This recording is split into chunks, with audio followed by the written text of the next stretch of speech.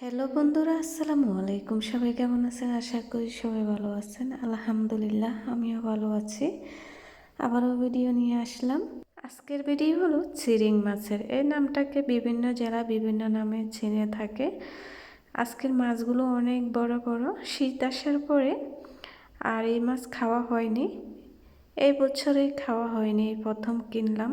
মাছওয়ালা বাড়িতে মাছ নিয়ে এসেছে 1 কেজি মাছ 100 টাকা করে, তো আমি 1 কেজি কিনে নিলাম। মাছগুলো একটু পেটটা নরম হয়ে গিয়েছে, যেহেতু আমাদের এদিকে নদী নেই, অনেক দূর থেকে আনা হয় বরফ দিয়ে, তাই একটু নরম হয়ে যায়, কিন্তু অতটা নরম হয় নাই, ভালো আছে। আর সকাল সকাল বাচ্চাদের জন্য বাজার থেকে একটি মুরগি আনা হলো, মুরগিটাকেও কেটে নেব।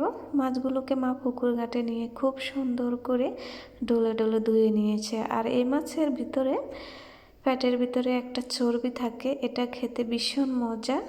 ওই চর্বির কারণে এই মাছটা রান্না করলে ভীষণ ভালো লাগে। তো চর্বিগুলো আলাদা করে নেওয়া হলো, আর আমি কেটে নিয়েছি, কেটে ধুয়ে নিয়েছি। আবারও এখানে চুলাতে আগুন দিয়ে রান্নাটা বসিয়ে দিলাম। এখানে মশলাগুলো কষিয়ে নিচ্ছি।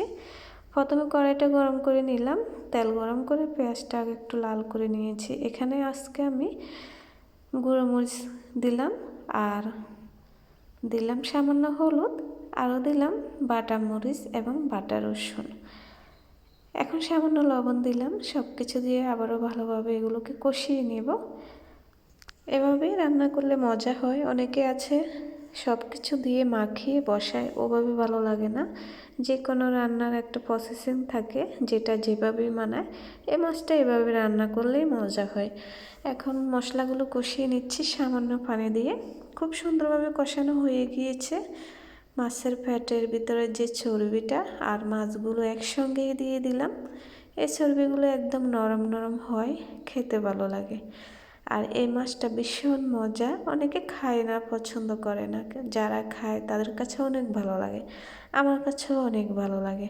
এখন ঢাকনা দিয়ে দিলাম কিছুক্ষণের জন্য, আবারও ঢাকনাটা উঠিয়ে নিয়েছি। খুব সুন্দরভাবেই রান্নাটা হয়ে গিয়েছে। চুলার উপর থেকে নামিয়ে আনলাম বাহিরে। খুব সুন্দর একটি কালার হয়েছে, আর খেতেও ভীষণ মজাদার হয়েছে। আর বিকেলবেলা একটু ছাদে আসলাম, বড়ই গাছে অনেক বড়ই ধরেছে, এখনও পুরোপুরি এগুলো বাতি হয় নাই, যতটুকু হয়েছে খাওয়া যায়। আর এগুলোকে আজকে লবণ দিয়ে খাবো। এই বড়ইগুলো পাকলে অনেক মিষ্টি, এখন যেহেতু পাকে নাই, পুরোপুরি একটু কষ লাগে আর একটু টক টক, খেতে ভালো লাগে। খুব সুন্দর। এই প্রথম গাছ থেকে বড়ই পেড়ে খাচ্ছি। বড়ইগুলো অনেক বড় বড়, খুব সুন্দর, আর গাছে অনেক বড়ই ধরেছে। এখন খেতে বসলাম। আজকের ভিডিও এই পর্যন্তই। কেমন লেগেছে অবশ্যই জানাবেন। যদি ভালো লেগে থাকে লাইক কমেন্ট শেয়ার করে পাশে থাকবেন। আল্লাহ হাফিজ, আসসালামু আলাইকুম।